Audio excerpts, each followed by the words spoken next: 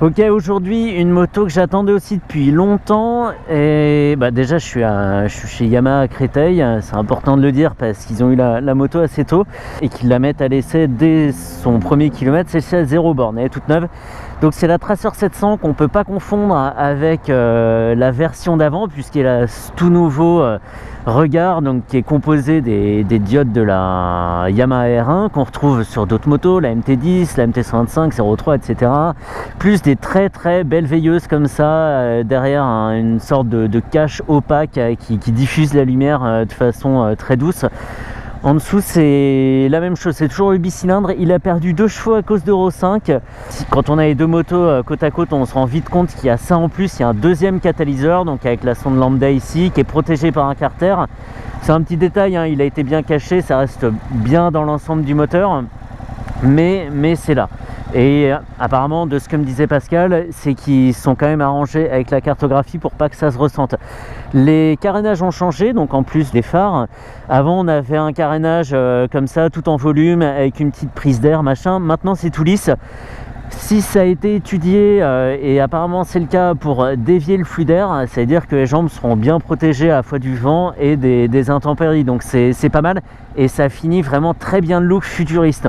On peut pas avoir un carénage un peu sport, voilà, avec des prises d'air si on a une tête, de robot comme ça, quoi. Sinon tout le reste est globalement identique à la version d'avant.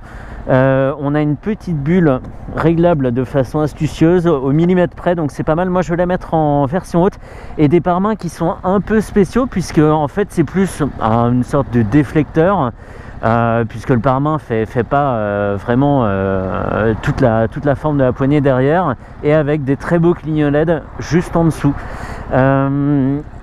Que dire d'autre? Rien, on est à 80 cm et de ressenti, on dirait qu'on est beaucoup plus haut. Et la prise en main est vraiment excellente. Excellente. Et alors c'est marrant, je pensais que la selle était plus profonde que ça. Et en fait, je suis calé bien au fond, de façon naturelle, là, tel que je me suis assis dès le début. J'ai les fesses bien calées au fond, donc ça c'est cool. Le compteur a évolué, donc là il est toujours blanc sur fond noir. Il était blanc sur fond noir avant, il me semble bien.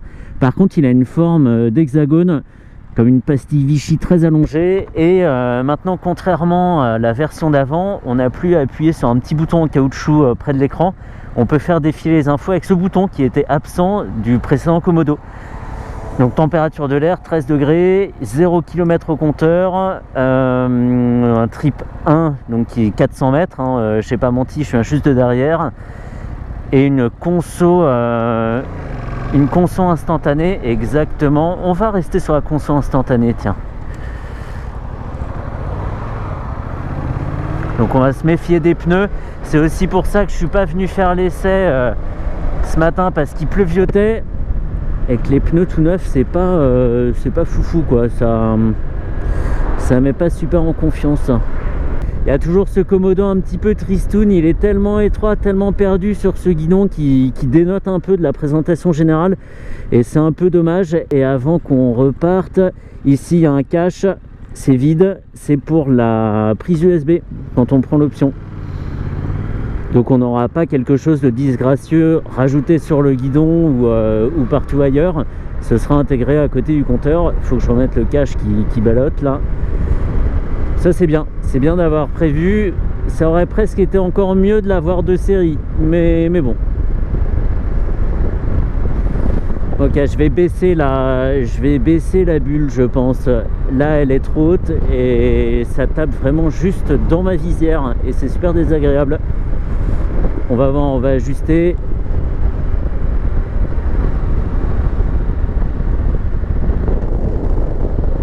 Je me souviens plus de la contenance du réservoir, je sais plus, je crois qu'on est entre 15 et 17 litres, je le marque tout de suite.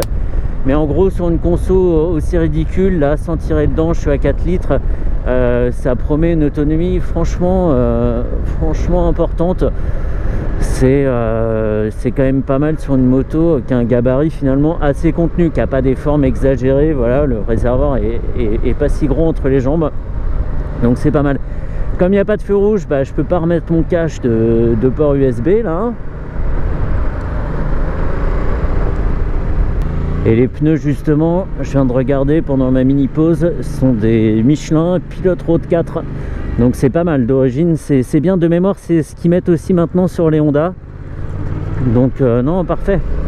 On m'a dit, t'en fais pas pour le rodage, t'en fais pas pour le moteur, fais plutôt attention aux freins et aux pneus. C'est exactement ce que je vais faire.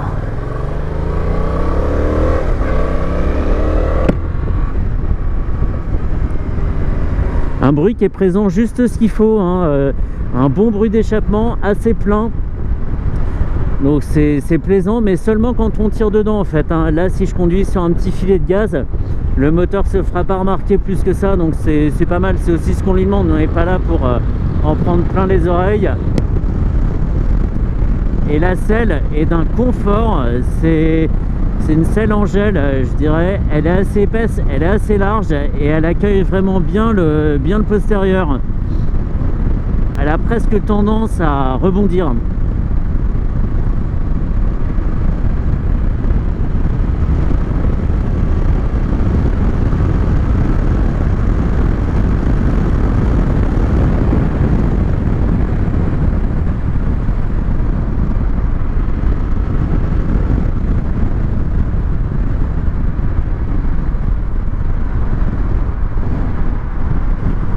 Hyper agréable, ça faisait très longtemps que j'avais pas roulé avec la 700 Tracer.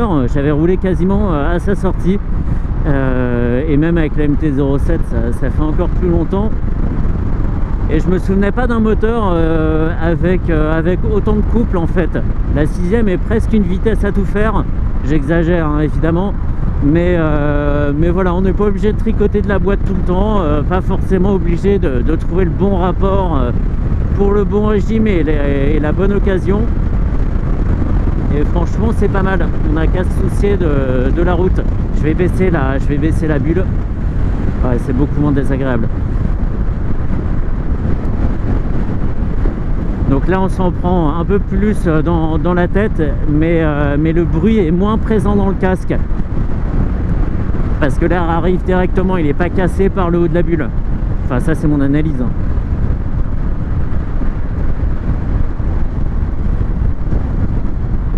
Franchement non, bonne évolution. Je regardais les deux en boutique, et le style de celle-ci est peut-être un peu plus difficile, comment dire, il est plus affirmé, donc quelqu'un qui n'aimera pas du tout quoi. Et se rabattra peut-être sur un des derniers modèles de la version précédente, avec son plus grand regard, hein, quelque chose de plus conventionnel. Mais moi j'adore ces grands carénages lisses, ça me rappelle un peu, aucun rapport, mais ça me rappelle la VFR 1200 qui avait un peu cette allure de prototype comme ça, une moto très très lisse, avec des lignes très, très harmonieuses. Et ben dis donc, pour un freinage 0 km, il y a déjà du mordant et de l'endurance là. En 4, ça part, ça vibre un petit peu, surtout dans le guidon, et puis on le voit, le carénage est pas super serein, mais ça repart tranquillement. Et la fourche est réglable en détente et compression maintenant, ce qui n'était pas le cas avant. On voit ici les vis, et c'est bien, même si sur une moto de démo forcément ce sera le réglage standard et que ça conviendra pas à tout le monde. Donc là je trouve la fourche un peu sèche, mais c'est peut-être seulement qu'une question de paramétrage.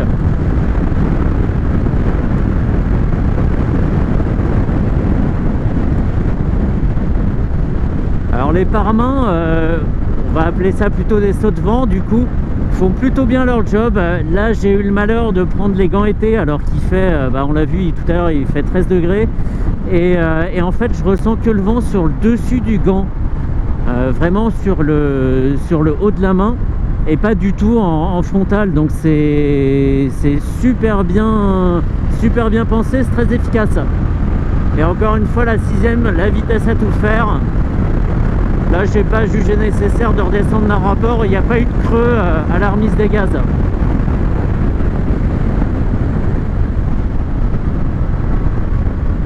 Et toujours cette agilité des traceurs. Je me souviens encore maintenant du Tracer 900 qui peut quasiment faire un demi-tour sur lui-même. Et la Tracer 700 a aussi cette particularité, quoi. Elle est très vive de direction. Et alors Pascal me disait aussi que la position de conduite avait été revue. Apparemment ils ont rehaussé ou reculé un peu le guidon, ce qui donne une position encore plus jetée à tout ça.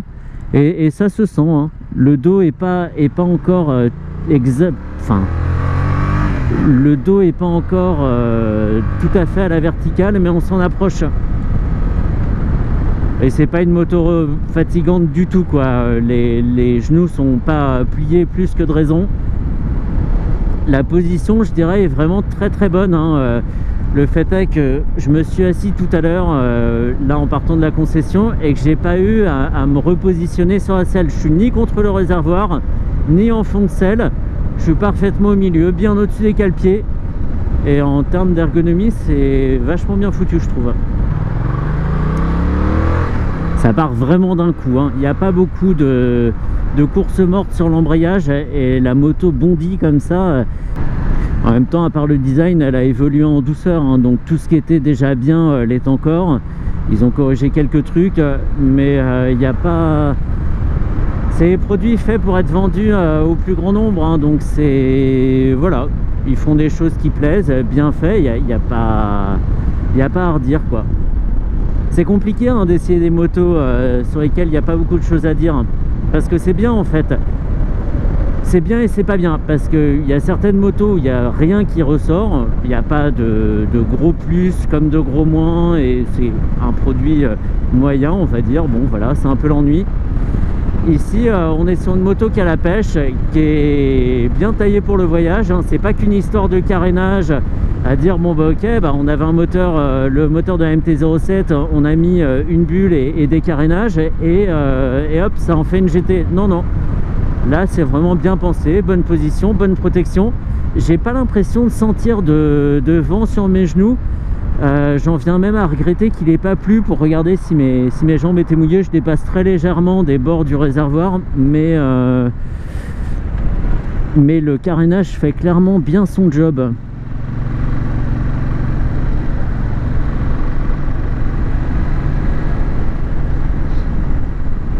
Ouais, là ça devient... ouais, là c'était un peu compliqué par contre. Là sur cette grande courbe où le bitume est un peu défoncé, il y a eu une petite hésitation là à un moment. Et il y avait un mauvais ressenti dans la direction, mais ça c'est vraiment un cas particulier là. Parce que sinon le guidage, elle va bien où on veut sans réfléchir, il n'y a pas de problème, elle est très bien assise sur la route, même avec beaucoup de vent comme aujourd'hui. On regarde au loin et elle tient son cap, elle cherche pas, là je suis un peu trop à droite, c'est moi, mais il n'y a pas d'hésitation, quoi. Et par contre là, bon, la roue avant a fait un peu ce qu'elle voulait. Moi j'ai pas réussi à contrecarrer tout ça avec le guidon. Bon, bref, il y a que des moments comme ça un peu flippants, mais c'est pas propre à la 700, hein.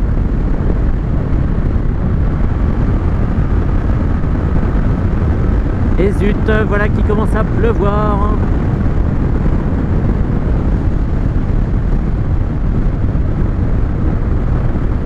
Bon, ça va.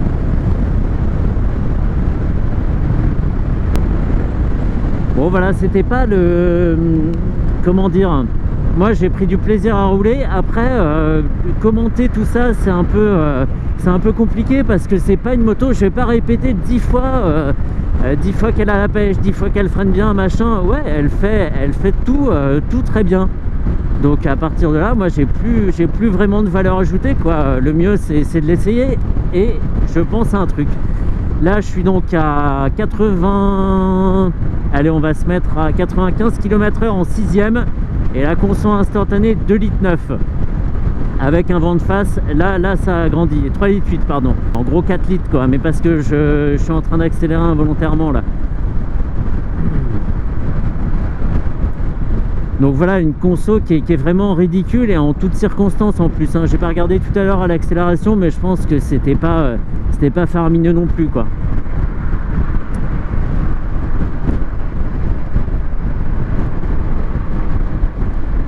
Donc compliqué, une moto qui fait tout très bien, et c'est pas pour autant qu'on s'ennuie à son guidon, hein, parce que quand on tourne elle décolle, il n'y a pas de problème, mais c'est pas la plus intéressante à commenter. Et c'est pas négatif, hein.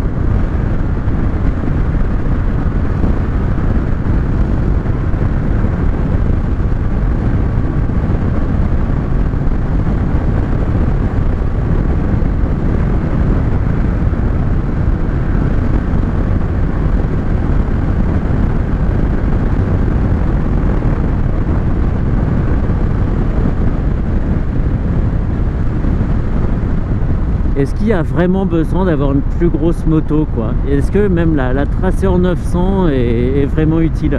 À part si on a beaucoup de bagages, voilà, peut-être en duo, je sais pas comment elle se comporte en duo. Mais pour tous les jours, ça fait franchement bien le café quoi. Voilà, je sais pas, je suis vraiment embêté hein, parce que ça... J'ai pas grand chose à dire dessus, c'est du sérieux, elle fait vraiment tout bien, et encore une fois je me répète, je devrais pas.